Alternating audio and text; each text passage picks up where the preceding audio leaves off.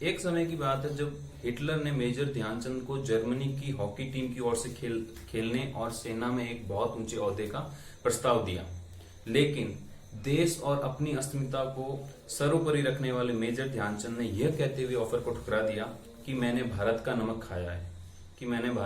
खाया है और मैं भारत के लिए ही खेलूंगा। सभी को नमस्कार। मैं इमरान खान केंद्रीय विद्यालय जेतपुर की ओर से आज के इस कार्यक्रम में आपका स्वागत करता हूं। हर वर्ष की भांति इस वर्ष भी राष्ट्रीय खेल दिवस का आयोजन हॉकी के महानायक मेजर ध्यानचंद के जन्म दिवस के अवसर पर केंद्रीय विद्यालय जेतपुर द्वारा आयोजित किया जा रहा है। यद्यपि हर वर्ष यह आयोजन विद्यालय में विद्यार्थियों की उपस्थिति में होता आया है, किंतु कोरोना महामारी के चलते ये आयोजन इस वर्ष ऑनलाइन माध्यम से आयोजित किया जा रहा है। कोरोना के चलते सामाजिक दूरी के साथ बिना किसी खेल आयोजन, बिना किसी खेल मैदान तथा बिना दीप प्रज्वलन व किसी मुख्य अतिथि के सत्कार की औपचारिकताओं के अभाव में भी इस खेल दिवस का आयोजन सहर्ष किया जा रहा है। अतः इस कार्यक्रम को आगे बढ़ाते हुए मैं आज के मुख्य अतिथि श्री राजेश ऑल, अध्यक्ष विद्यालय प्रबंधन समिति द्वारा संदेश प्रस्तुत है।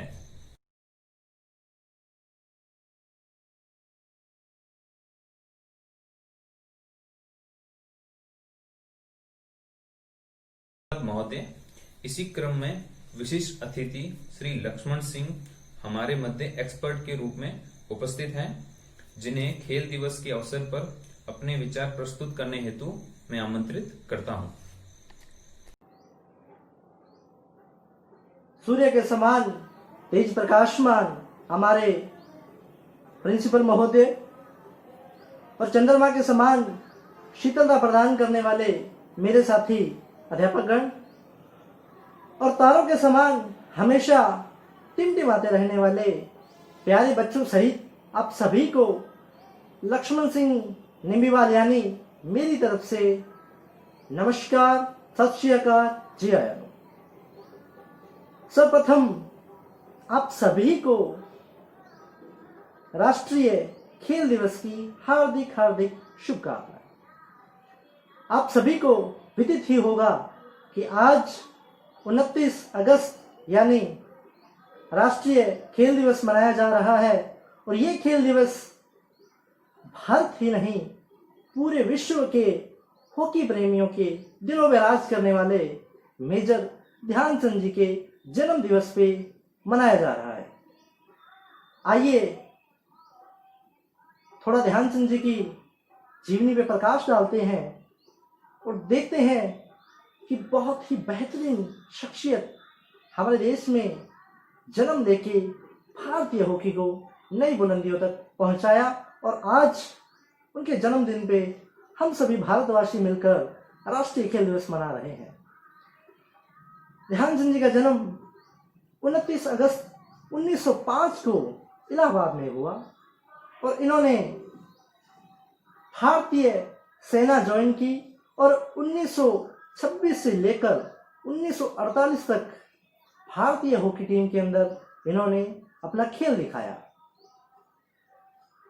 आप सभी को विदित है कि भारत ने अपना पहला स्वर्ण पदक ओलंपिक गेम्स के अंदर हॉकी के अंदर प्राप्त किया था और उस हॉकी टीम के सदस्य हमारे मेजर ध्यानचंद जी रहे हैं। उसके अलावा लगातार हॉकी में 1928, 1932 और 1936 ओलंपिक गेम्स में गोल्ड मेडल जीतने वाली टीम के सदस्य मेजर ध्यानचंद जी रहे हैं और मेजर ध्यानचंद जी ने अपने बेहतरीन खेल की बदौलत भारत को लगातार 3 बार हॉकी के अंदर स्वर्ण पदक दिलवाया है। मेजर ध्यानचंद जी जब 1932 ओलंपिक जो बर्लिन में हुआ था उसका फाइनल मुकाबला जर्मनी के साथ था और उस वक्त जर्मनी के जो तानाशाह है वो अडोल्फ हिटलर थे। हिटलर फाइनल मैच देखने आए पूरा मैदान सहमा हुआ, क्योंकि उस दौर का हिटलर अपनी तानाशाही और कठोर निर्णयों के लिए फेमस था।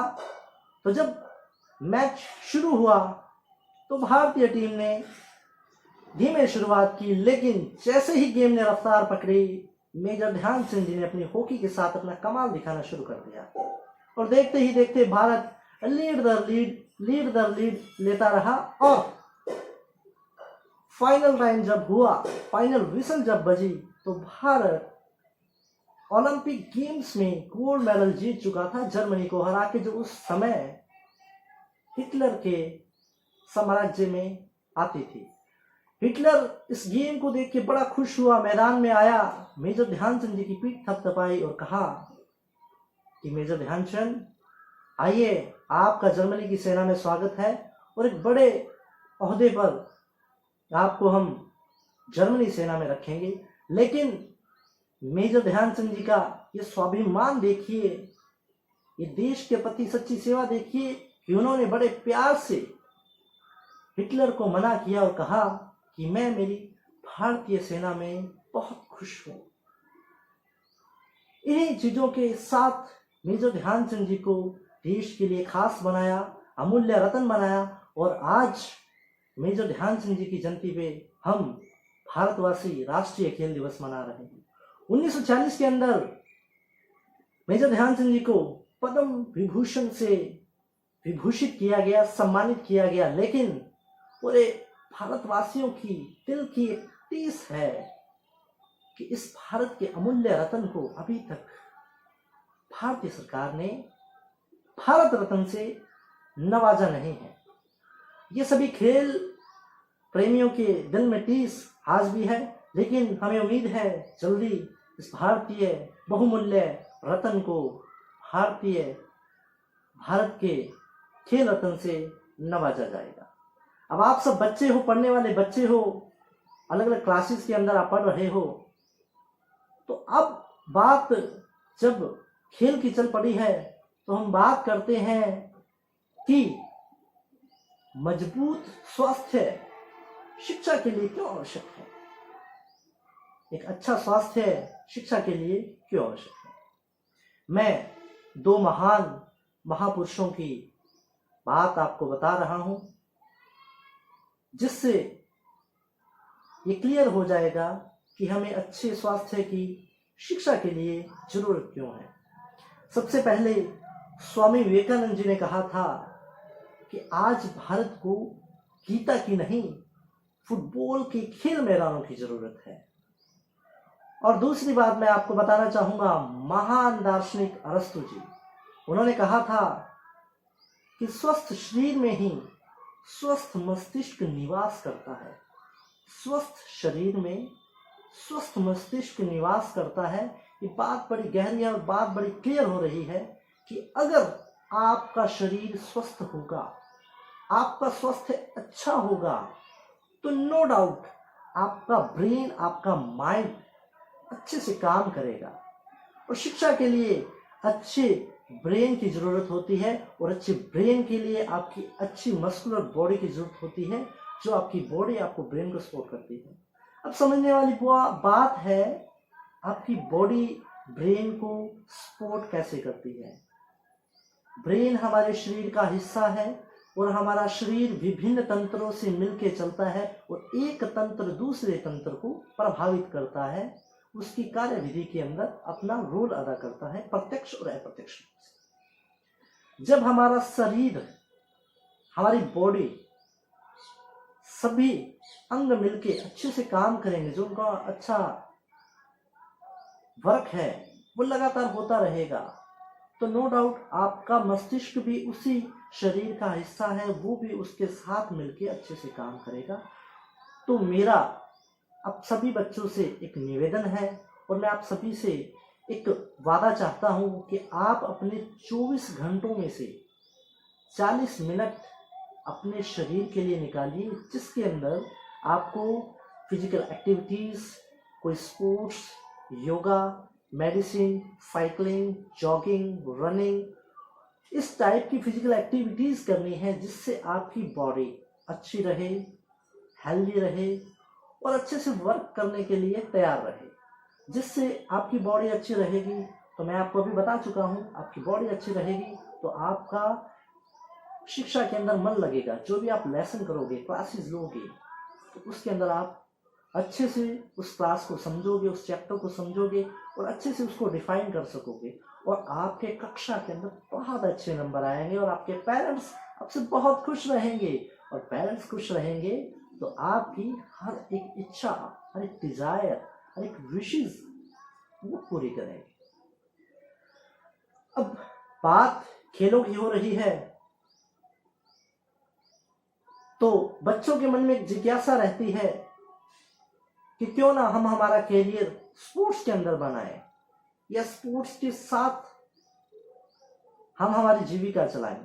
तो बच्चों, मैं आपको बता देना चाहूं, आज भारत के अंदर स्पोर्ट्स का बहुत अच्छा फ्यूचर बन रहा है और प्रेजेंट के अंदर बहुत अच्छे इनकम सोर्स स्पोर्ट्स के साथ ज्वाइंट हो गए हैं, जुड़ गए हैं। नंबर 1, अगर आप एवरेज प्लेयर हैं, कई बार पूछ जाता है स्पोर्ट्स इंजरी की वजह से या कोई अलग फैमिली इश्यूज की वजह से अच्छा प्लेयर का जो परफॉर्मेंस है एकदम गिरने लगता है और वो एवरेज प्लेयर पे आके सिमट जाता है, उसकी परफॉर्मेंस सिमट जाती है। लेकिन आपको स्पोर्ट्स जॉब जरूर देगा। जॉब कैसे देगा? आफ्टर 12th और आफ्टर बैचलर डिग्री के बाद में फिजिकल एजुकेशन स्पोर्ट्स के अंदर डिफरेंट कोर्सेज अलग अलग यूनिवर्सिटीज ऑफर कर रही है, जिसको करने के बाद में आपको प्राइवेट सेक्टर और गवर्नमेंट सेक्टर के अंदर बहुत अच्छी जॉबें आपको मिलेंगी, जिससे आप अपने लाइफ को, अपना जीवन यापन अच्छे से स्पेंड कर पाएंगे।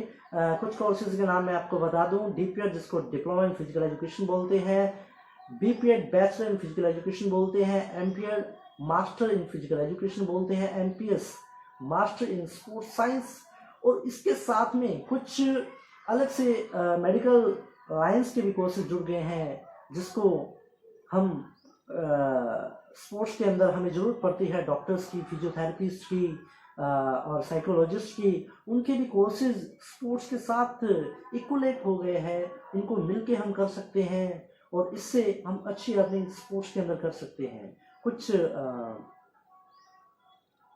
मैं आपको बता देना चाहूँ, कुछ स्टेट्स हैं जो स्पोर्ट्स के अंदर अच्छी परफॉर्मेंस करने वाले स्पोर्ट्स पर्सन्स को अलग से जॉब ऑफर करते हैं, जिसके अंदर आपको जॉब दे दी जाती है, एक डेजिग्नेशन दे दी जाती है, लेकिन आपको अपनी स्पोर्ट्स के अंदर ही वर्क करना होता है ताकि आप भारत के लिए अंतर्राष्ट्रीय मुकाबलों में अच्छे पदक, रजत पदक, स्वर्ण पदक और कांस्य पदक लेके आ सको और भारत को खेल के क्षेत्र में विश्व के अंदर एक अच्छे स्थान पर ले जा सको। इसके लिए अलग अलग स्टेट्स जॉब ऑफर कर रही है। जैसे अभी मैं राजस्थान की बात करूं, राजस्थान ने एक योजना लेके है जिसका नाम है out of turn. Out of turn के अंदर अगर आपने मिनिमम राजस्थान स्टेट के लिए सीनियर टूर्नामेंट में अगर आपने कोई भी पदक जीता है तो आपको राजस्थान स्टेट ग्रुप सी के अंदर आपको जॉब दे रहा है, जिसके अंदर आपको उस जॉब के ऊपर आपकी जो सीट है वो पक्की हो जाएगी, आपको एक डेजिग्नेशन मिल जाएगी, आप इस पद के ऊपर काम कर रहे हो, लेकिन आपको प्योरली अपने स्पोर्ट्स के ऊपर फोकस करना है। राजस्थान सरकार उसके लिए आपको इक्विपमेंट्स देगी, रिसोर्सेज अवेलेबल करवाएगी और फाइनेंशियल सपोर्ट भी करेगी, और उसके अलावा आपकी जॉब तो पक्की है, वो तो दे चुकी है। तो इसके ऊपर बहुत ही अच्छा रिस्पॉन्स राजस्थान के जो स्पोर्ट्स पर्सन हैं उनका आ रहा है, और राजस्थान सरकार का मैं आभारी रहूँगा, थैंकफुल रहूँगा कि उन्होंने स्पोर्ट्स के लिए इतना अच्छा जो स्कीम है वो लेके आए हैं। उसके अलावा आज स्पोर्ट्स के अंदर बहुत से स्पॉन्सर्स जुड़ गए हैं, जिसकी वजह से अच्छे प्लेयर को रिसोर्सेज की, फंड की कहीं भी प्रॉब्लम नहीं होती है। उसके लिए अच्छे स्पॉन्सर, अच्छी कंपनीज उनको प्रमोट करती है, उनके पीछे पैसा लगाती है। क्यों? क्योंकि देश को विश्व स्तर पे स्पोर्ट्स में आगे लेके आना है। उसके अलावा आप देख रहे हो, आईपीएल का नाम सुना होगा, बहुत उसके अंदर पैसा होता है। आईपीएल के साथ ही कबड्डी लीग का आपने नाम सुना होगा। तो भारत के अंदर कम से कम 1 दर्जन गेम्स के अंदर आईपीएल की तर्ज पे स्पोर्ट्स लीग्स शुरू हो गई है, जिसके अंदर प्राइवेट कंपनीज पैसा लगा रही है स्पॉन्सरशिप के लिए, मीडिया पार्टनर्स के लिए, टेलीकास्ट के लिए, और जो टी शर्ट्स के ऊपर अपनी कंपनीज की ऐड देने के लिए, इस टाइप से डिफरेंट टाइप से वो पैसा लगा रही है। और वो पैसा खिलाड़ियों को सीधा मिल रहा है, एक बड़ी रकम मिल रही है, जिससे स्पोर्ट्स पर्सन अपने ऊपर पैसा लगा के अपने आप को और निखार सकता है। उसके अलावा अपनी फैमिली को फाइनेंशियल सपोर्ट दे सकता है और अपने जीवन स्तर को ऊपर उठा सकता है। तो ये स्पोर्ट्स के अंदर बहुत अच्छी चीज अभी भारत के अंदर शुरू हो गई है, जिससे आने वाला टाइम स्पोर्ट का बहुत अच्छा रहेगा। अगर कोई अच्छा खिलाड़ी है या अच्छा खिलाड़ी बनने के लिए प्रयास कर रहा है, तो उसको निराश होने की जरूरत नहीं है। भारत के अंदर ही आपको प्लेटफॉर्म मिलेगा। उसके अलावा अलग अलग states, senior state junior championship जो नेशनल लेवल पे होती है, उसके ऊपर अगर बच्चा मेडल लेके आता है तो उसको मिनिमम 1 लाख रुपए स्कॉलरशिप देती है, जो एक बड़ी रकम है बच्चे के लिए, जो पूरा साल बच्चा उस रकम के सहारे खुद को अच्छा फूड, अच्छी डाइट प्लान कर सकता है, ले सकता है, जिससे अपनी परफॉर्मेंस को वो कंटिन्यू बढ़ा सके। उसके अलावा हम बात करते हैं स्पोर्ट्स से जुड़ी हुई, स्वास्थ्य शिक्षा से जुड़ी हुई, कि आज कोरोना महामारी ने भारत ही नहीं पूरे विश्व को अपनी चपेट में ले रखा है। और हर प्राणी अप्रत्यक्ष रूप से कोरोना से पीड़ित जरूर है, क्योंकि कोरोना ने पूरी विश्व की अर्थव्यवस्था को झकझोर के रख दिया है और कहीं ना कहीं उसका जो असर है हमारे ऊपर भी पड़ रहा है। लेकिन एक फैक्ट जिसको ICMR भी मानता है, वो WHO भी मान रहा है, जिस इंसान की इम्यून पावर अच्छी है, उस इंसान को कोरोना हो नहीं सकता। और अगर कोरोना उसको हो गया है तो बहुत जल्दी वो अपनी अच्छी इम्यून पावर से जल्दी रिकवर कर लेगा और कोरोना को मात दे देगा। अब अच्छा इम्यून सिस्टम डेवलप कैसे किया जाए, ये बड़ी सोचने वाली बात है।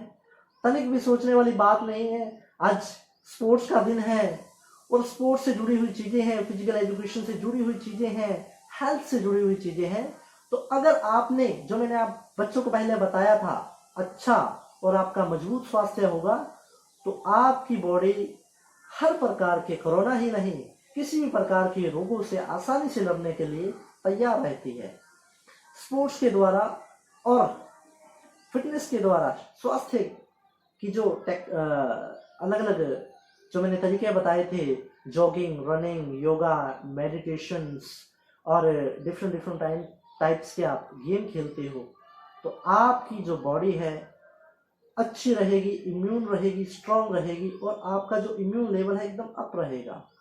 तो स्पोर्ट्स और फिजिकल एजुकेशन कहीं ना कहीं आपकी लाइफ के अंदर डायरेक्टली इम्पैक्ट करते हैं। तो स्पोर्ट्स और फिजिकल एजुकेशन से जुड़ के रहिए, स्वस्थ रहिए, अच्छे रहिए और रोगों से बच के रहिए। मैं पुनः आप सभी को मेजर ध्यानचंद जी की जयंती पर राष्ट्रीय खेल दिवस की बहुत बहुत शुभकामनाएं देता हूं। और आज भारत के खिलाड़ी जो अपने अपने गेम्स के अंदर विभिन्न उपलब्धियां हासिल कर रहे हैं, उनको आज महामहिम राष्ट्रपति जी की तरफ से सम्मानित किया जाएगा। तो उन सभी खिलाड़ियों को बहुत बहुत शुभकामनाएं। और आप सभी बच्चों को यही कहना चाहूंगा कि आप अपने स्वास्थ्य को मजबूत करने के लिए अपनी डेली की जो 24 घंटे की जो साइकिल है, उसमें से 40 मिनट जरूर निकालिए। अगर आपका तन स्वस्थ है तो मन तो खुद ब खुद स्वस्थ हो जाएगा। आप सभी से विदा लेना चाहूंगा। जय हिंद, जय भारत। धन्यवाद श्रीमान, आपके द्वारा दिए गए मार्गदर्शन अत्यंत प्रेरणादायक हैं। आशा करते हैं कि विद्यार्थी इसे अपने जीवन में अवश्य निरूपित करेंगे। इसी क्रम में अपने विचार प्रस्तुत करने के लिए मैं कक्षा 11 की छात्रा अर्चना को आमंत्रित करता हूं। Good morning, all of you respected principals, sir, teachers, and my dear friends. Today, I, Archana, want to tell you something about National Sports Day. August 29 is celebrated as National Sports Day in India. It's the birthday of legend Major Dhyan Chand, one of the best sportsmen ever in the world. His game was in hockey. Hockey has a special place among the Indians. Our generation sometimes look back with a sense of disbelief about the golden era of Indian hockey, when India got 3 gold medals in Olympic in the year of 1928, 1932, 1936 in the field of hockey. This era was led by none other than Major Dhyan Chand, who scored 33 goals in 12 matches. Major Dhyan Chand was born in Allahabad and he joined Indian Army in the age of 16. He never played hockey in his childhood, but slowly he attracted to the game and progressed quickly to represent the India. In 1936 Olympics, Dhyan Chand displayed unbelievable skill with his hockey stick that a German newspaper carried a banner headlines. Next day, the poster were displayed all over the buildings to visit the stadium and to watch the magical show of hockey. There is a legendary story of his skill.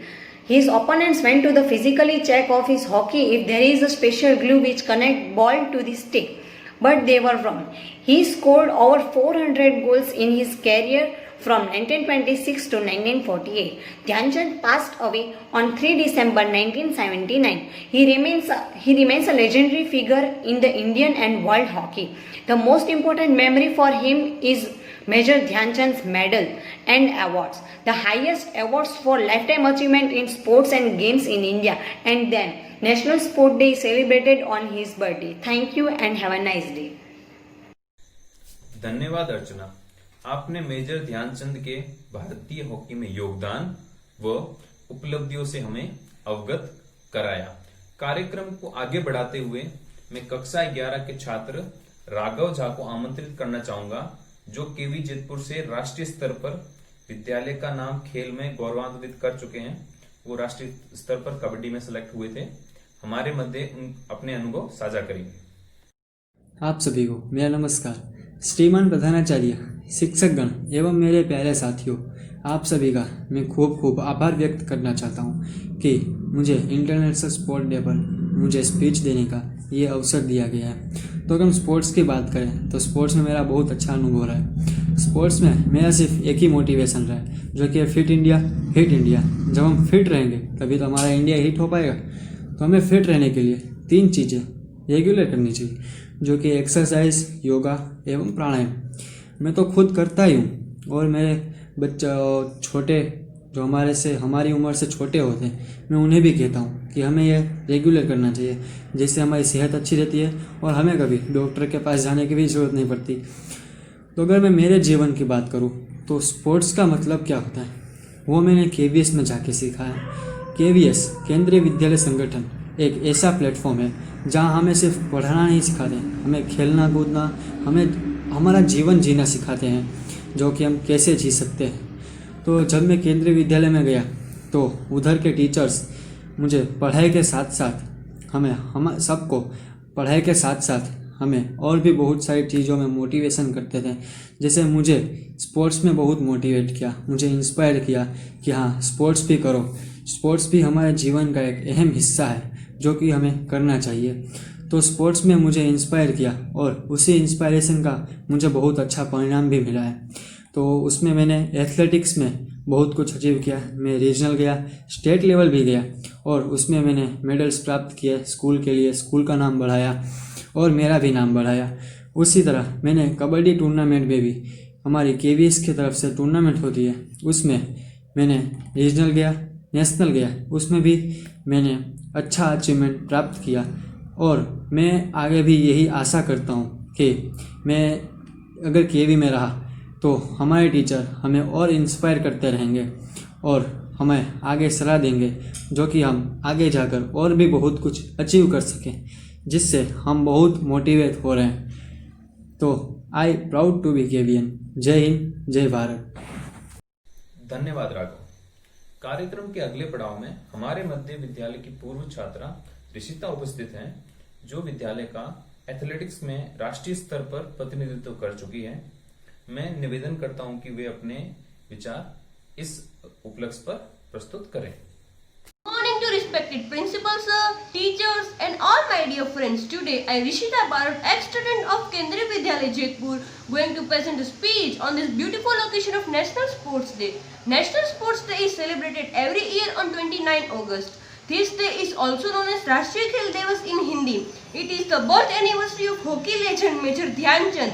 He captained India's hockey team throughout his playing career. He was also known as for his extraordinary goal-scoring feats. In addition to helping Indian hockey team to earn 3 Olympic gold medals for India in year 2000, 1928, 1932 and 1936. We celebrated National Sports Day to spread awareness on the importance of sports and daily physical activities in our life. On this day, President of India gives out all sports related awards like Arjuna, Dronacharya and Rajiv Gandhi Khel Ratna awards to honor sports persons and coaches who have made the nation proud of their service in the respected sports. The Indian government over the years has launched many schemes related to sports on this day, including recent Khelo India Scheme 2018 and Fit India Campaign 2019. Under the guidance of Prime Minister Narendra Modi, these are nationwide campaigns and aims to encourage people in included physical activity and sports in their everyday lives. Sports is very important for human body and its benefits are as follows. First, sports, whether indoor or outdoor, are very essential for both mental health and physical health. Second, sports is very important for our heart health.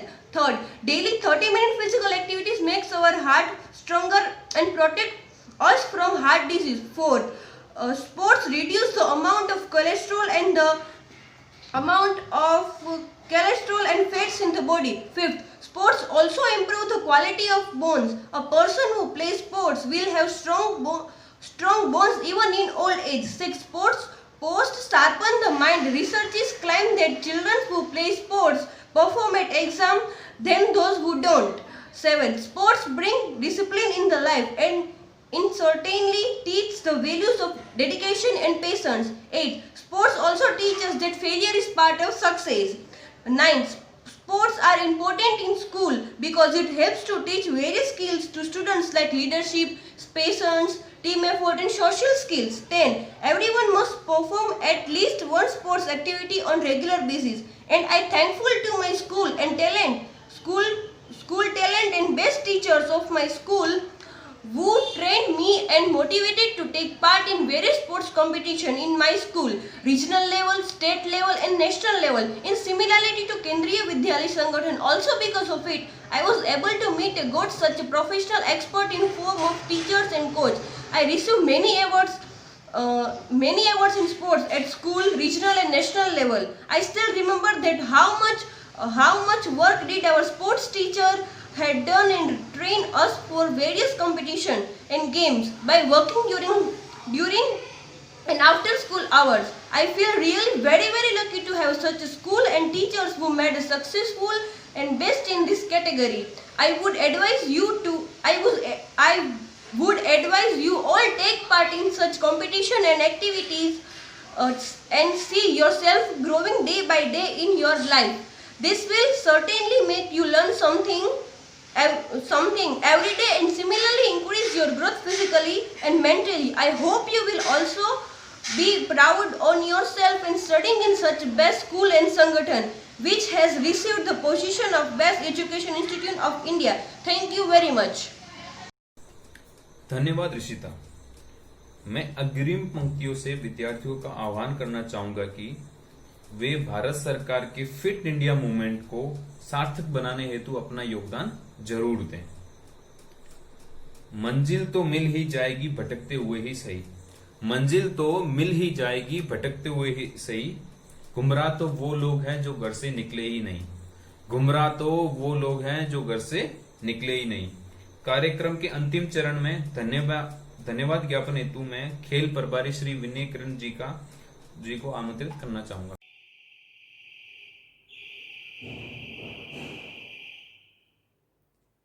Good evening, Honorable President of VMC and Chief Guest of today's National Sports Day celebration program, Shri Rajesh Aulji, today's special guest, Sri Lakshman Singh Ji, respected Principal Sir, teaching and non-teaching staff of KV Jethpur, dear students and their parents. It's my privilege to have been asked to propose a vote of thanks in this function. First and foremost, I, on behalf of our Principal Sir and the entire KV Jethpur family, extend a very hearty vote of thanks to the Honorable Chief Guest Sri Rajesh All Sir for conveying his precious message to our students on this auspicious occasion. Thank you, sir. A big thank you to Lakshman Singh Sir for your valuable speech and for motivating and guiding our students. Thank you so much. I must mention my deep sense of appreciation for Kumari Archana of class 11th for informing us briefly about Major Dhyan Chand and importance of today's celebration. Further, I am grateful to Master Raghav for sharing his experiences and inspiring our students.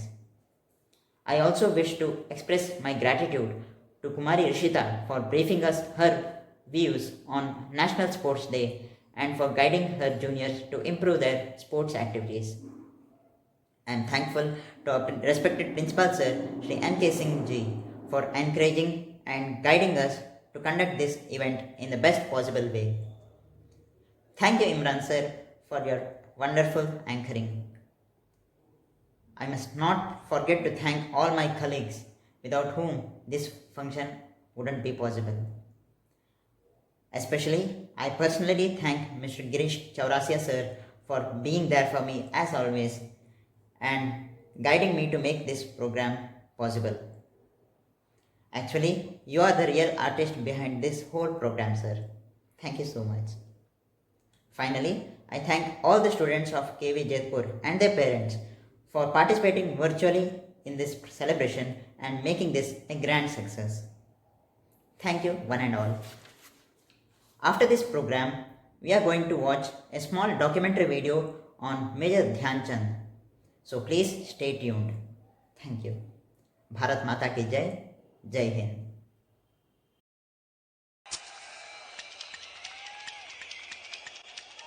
Hockey legend Major Dhyan Chand. Dhyan Chand is the most extraordinary, the greatest field hockey player. Let's take a look at the amazing journey of the wizard who was known for his superb ball control, the man who scored more than 400 goals in his career. The man responsible for earning 3 Olympic gold medals. Dhyan Chand was born on 29 August 1905 in Allahabad, Uttar Pradesh, into a Maurya Khushwah family, to mother Sharda Singh and father Sameshwar Singh, who was in British Indian Army.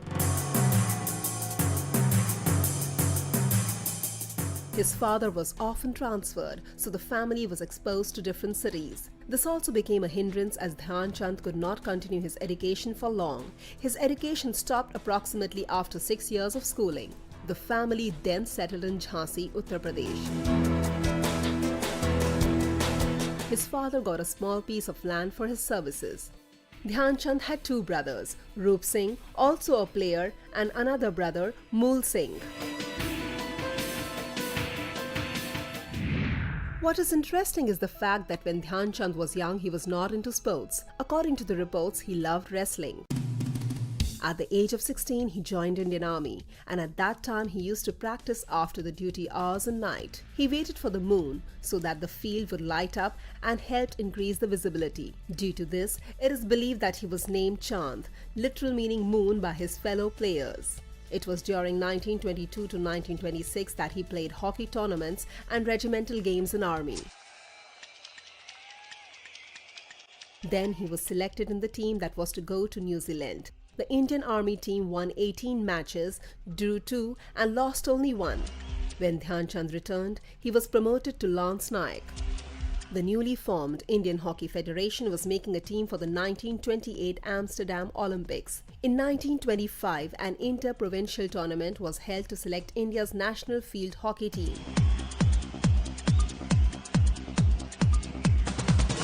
Dhyan Chand got permission from the army to play for the United Provinces team. He was immediately noticed for his skills and was on the team for Olympics.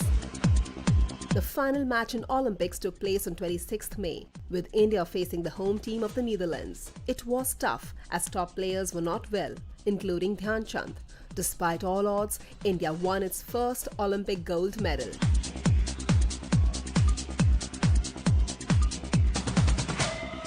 Dhyan Chand was the top scorer of the tournament, scoring 14 goals in 5 matches. It was stated that this is not a game of hockey but magic. Dhyan Chand is in fact the magician of hockey. He was then automatically selected for the 1932 Los Angeles Olympics. India's first match in the 1932 Olympics was against Japan, which it won on the score of 11-1. The team kept moving ahead and once again won the gold in finals.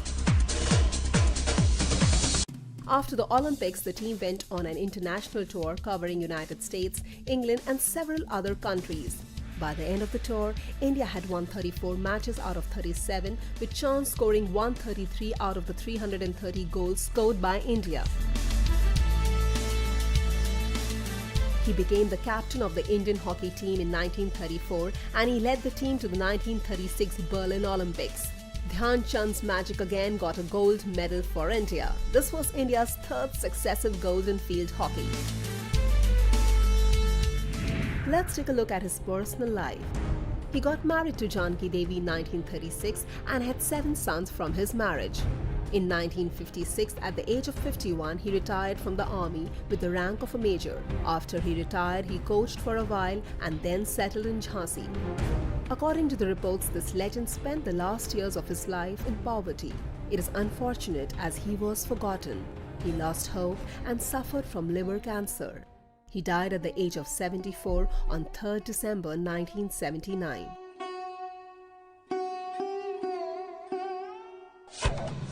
Let's take a look at his various achievements. India's highest award for lifetime achievement in sports is named after him, the Dhyan Chand Award. A statue of this hockey legend with 4 hands and 4 sticks was erected in Vienna, depicting his master control over the ball. 29th August, his birthday, is celebrated as National Sports Day in India. AstroTurf hockey pitch at the Indian Gymkhana Club in London has been named after Indian hockey legend Dhyan Chand. He was awarded the Padma Bhushan in 1956 by the Indian government. The Union Minister of India gave the 20th National Award 2012, namely Gem of India, to the magician of hockey Major Dhyan Chand. The award was received by his son Ashok Dhyan Chand, hockey Olympian himself. The National Stadium in Delhi was renamed Dhyan Chand National Stadium in 2002 in his honor.